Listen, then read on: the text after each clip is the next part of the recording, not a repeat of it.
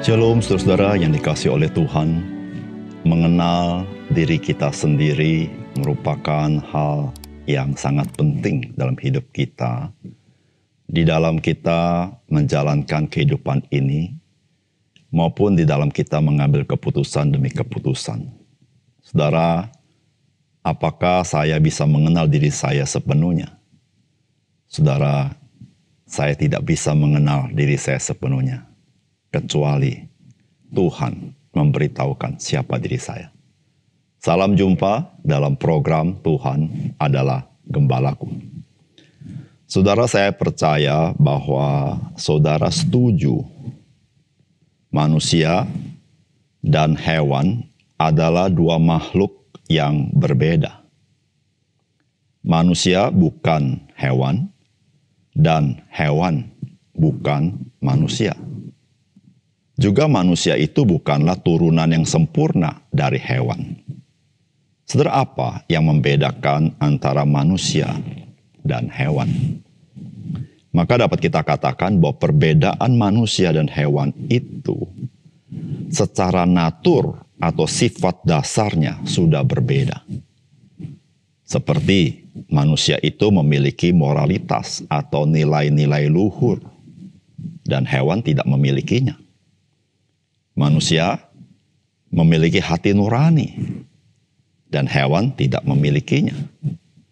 Saudara, hewan tidak dapat melompat menjadi manusia karena tidak memiliki sifat dasar seperti itu. Sebenarnya yang saya mau kita renungkan adalah siapakah sesungguhnya manusia itu? Dan tentu saudara-saudara, siapakah manusia itu di hadapan Tuhan? Karena seringkali saudara kita mendapati bahwa manusia meneliti dirinya, apa pendapat manusia tentang dirinya. Bahkan manusia lebih hebat lagi, siapakah Tuhan menurut saya, menurut manusia? Saudara, ketika kita menyadari siapakah kita di hadapan Tuhan, maka kita baru memiliki bijaksana di dalam kehidupan kita ini. Saudara, mari kita membaca Efesus pasal 2 ayat 1-10. Kamu dahulu sudah mati karena pelanggaran-pelanggaran dan dosa-dosamu. Kamu hidup di dalamnya karena kamu mengikuti jalan dunia ini. Karena kamu mentaati penguasa kerajaan angkasa, yaitu roh yang sekarang sedang bekerja di antara orang-orang durhaka. Sebenarnya dahulu kami semua juga terhitung di antara mereka. Ketika kami hidup di dalam hawa nafsu daging dan menuruti kehendak daging dan pikiran kami yang jahat, pada dasarnya kami adalah orang-orang yang harus dimurkai sama seperti mereka yang lain. Tetapi Allah yang kaya dengan rahmat oleh karena kasih-Nya yang besar, yang dilimpahkannya kepada kita, telah menghidupkan kita bersama-sama dengan Kristus. Sekalipun kita telah mati oleh kesalahan-kesalahan kita. Oleh karena kasih karunia kamu diselamatkan. Dan di dalam Kristus Yesus Ia telah membangkitkan kita juga dan memberikan tempat bersama-sama dengan Dia di sorga. Supaya pada masa yang akan datang Ia menunjukkan kepada kita kekayaan kasih karunia-Nya yang melimpah-limpah sesuai dengan kebaikannya terhadap kita di dalam Kristus Yesus. Sebab karena kasih karunia kamu diselamatkan oleh iman. Itu bukan hasil usahamu, tetapi pemberian Allah. Itu bukan hasil pekerjaanmu. Jangan ada orang yang memegahkan diri.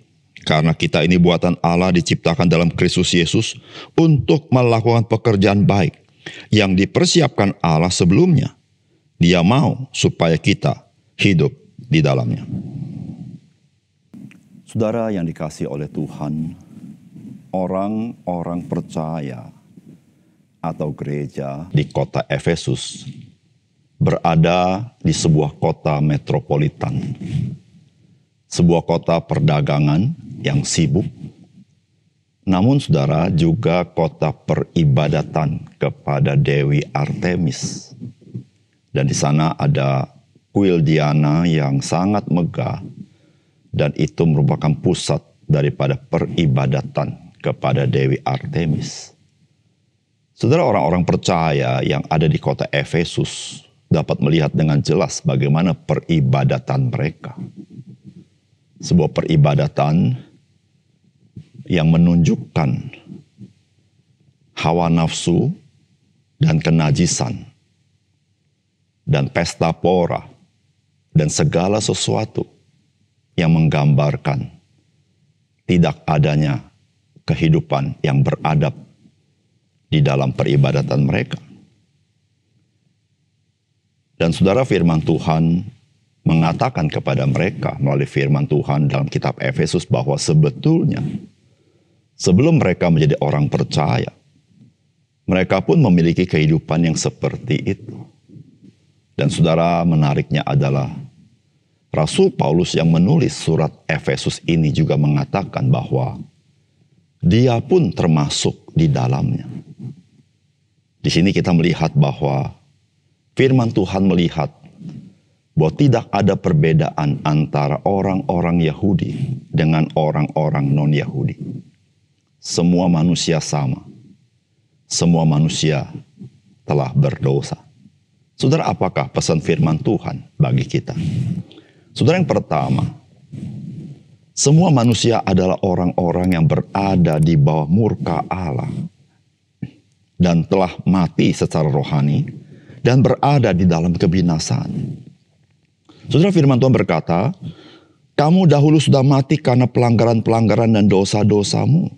Kamu hidup di dalamnya karena kamu mengikuti jalan dunia ini, karena kamu mentaati penguasa kerajaan angkasa, yaitu roh yang sekarang sedang bekerja di antara orang-orang durhaka. Sebenarnya dahulu kami semua juga terhitung di antara mereka. Ketika kami hidup di dalam hawa nafsu daging dan menuruti kehendak daging dan pikiran-pikiran kami yang jahat. Pada dasarnya kami adalah orang-orang yang harus dimurkai sama seperti mereka yang lain. Saudara, bagian firman Tuhan ini dengan jelas sekali menunjukkan siapakah manusia. Tidak membedakan dia orang Yahudi atau bukan Yahudi. Saudara, Alkitab berkata pada dasarnya kami adalah orang-orang yang harus dimurkai. Sama seperti mereka yang lain. Saudara, Rasul Paulus memulai dengan kalimat kami pada dasarnya orang yang harus dimurkai. Baru kalimat lanjutannya, sama seperti mereka yang lain. Saudara, di sini saudara-saudara, Rasul Paulus sebagai orang Kristen tidak merasa diri lebih hebat daripada orang lain. Dahulu dia ketika orang Yahudi, dia merasa diri orang paling benar. Dan dia menganiaya orang Kristen. Dan kemungkinan sekali dia anti dengan orang-orang non-Yahudi. Tapi setelah dia mengenal Kristus, saudara, dia melihat bagaimana Tuhan melihat manusia. Saudara, seluruh manusia berada di bawah murka Allah. Saudara, mengapa demikian? Karena sesungguhnya saudara, semua manusia telah berdosa. Dan di situ dikatakan dahulu kamu sudah mati. Atau dengan perkataan lain, kamu ini sedang mati di dalam pelanggaran-pelanggaran dan dosa-dosamu. Saudara, tidak ada seorang pun bisa melepaskan diri. Karena Alkitab berkata, kamu mengikuti jalan dunia ini. Kamu mentaati penguasa kerajaan angkasa yang roh sekarang bekerja di antara orang-orang durhaka. Saudara, jangan lupa dunia ini tidak pernah netral. Alkitab mengatakan pergunakanlah waktumu dengan baik. Karena hari-hari ini jahat. Saudara, ada si jahat yang membelenggu manusia berdosa ini. Sehingga manusia tidak bisa tidak. Dia harus menjadi musuh Allah. Saudara, semua manusia berada di bawah murka Allah. Dan itu Alkitab berkata pada dasarnya. Secara natur sifat dasar manusia yang dilahirkan dari seorang ibu.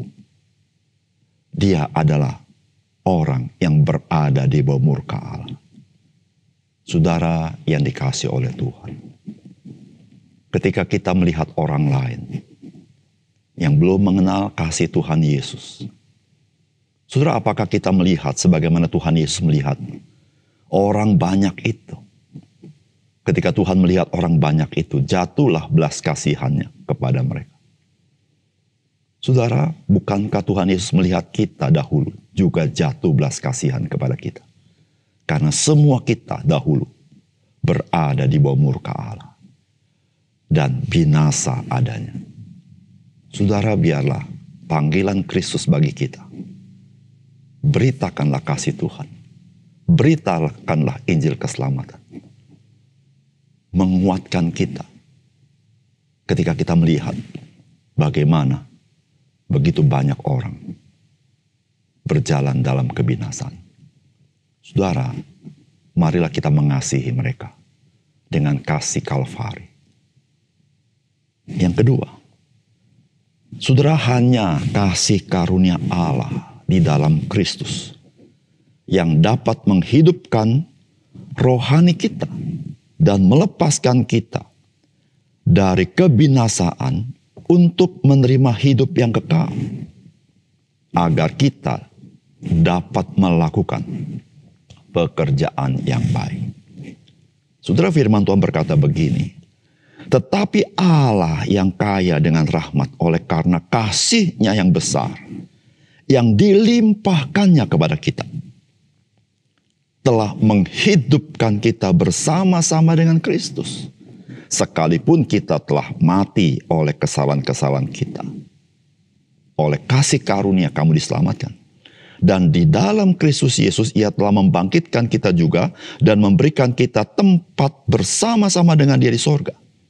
Supaya pada masa yang akan datang Ia menunjukkan kepada kita kekayaan kasih karunia-Nya yang berlimpah-limpah sesuai dengan kebaikan-Nya terhadap kita di dalam Kristus Yesus. Sebab karena kasih karunia kamu diselamatkan oleh iman. Itu bukan hasil usahamu, tetapi pemberian Allah. Itu bukan hasil pekerjaanmu. Jangan ada orang yang memegahkan diri. Karena kita ini buatan Allah. Diciptakan dalam Kristus Yesus untuk melakukan pekerjaan baik yang dipersiapkan Allah sebelumnya. Dia mau supaya kita hidup di dalamnya. Saudara, betapa ajaib bagian firman Tuhan ini bukan? Betapa mengharukan bukan? Saudara, Alkitab berulang-ulang dan bertubi-tubi mengatakan ajaib kasih Tuhan kepada kita. Alkitab mengatakan Allah yang kaya dengan rahmat. Saudara, tidak cukup dengan kata Allah penuh rahmat, tetapi dikatakan kaya dengan rahmat itu. Dikatakan karena kasih-Nya yang besar. Bukan sekedar kasih-Nya, tetapi dikatakan kasih-Nya yang besar. Lalu Alkitab berkata, dilimpahkannya kepada kita. Saudara, ini menggambarkan betapa generousnya Tuhan. Murah hatinya Tuhan. Saudara, tidak heran mengapa kalimat ini muncul dalam firman Allah. Karena saudara, tindakan Allah di dalam Kristus bukan suatu perbuatan yang remeh, yang enteng, yang mudah.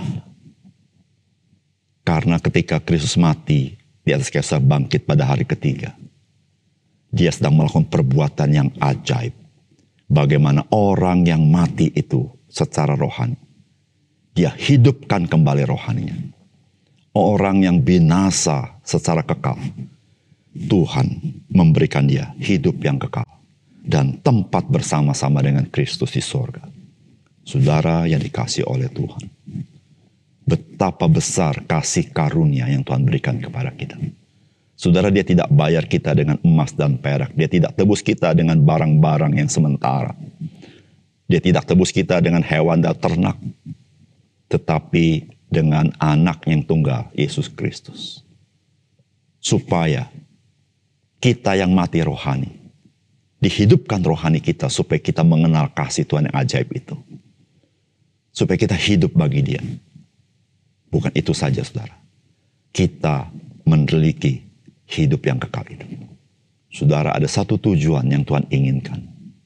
Yang Tuhan persiapkan bagi kita orang percaya. Supaya kita bisa melakukan pekerjaan yang baik. Saudara, bukankah luar biasa Tuhan kita?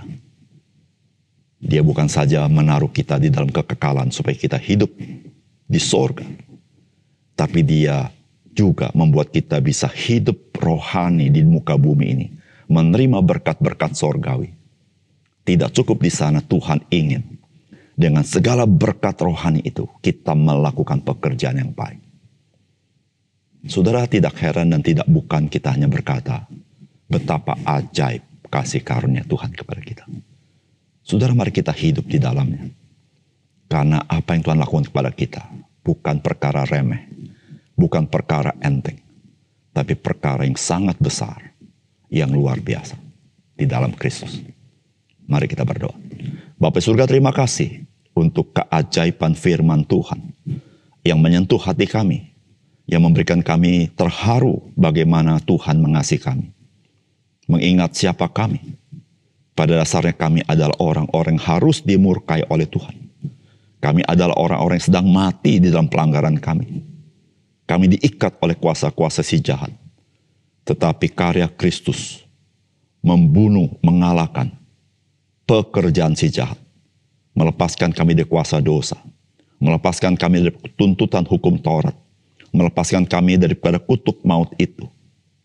Dan kami boleh menerima hidup yang baru, hidup yang kekal.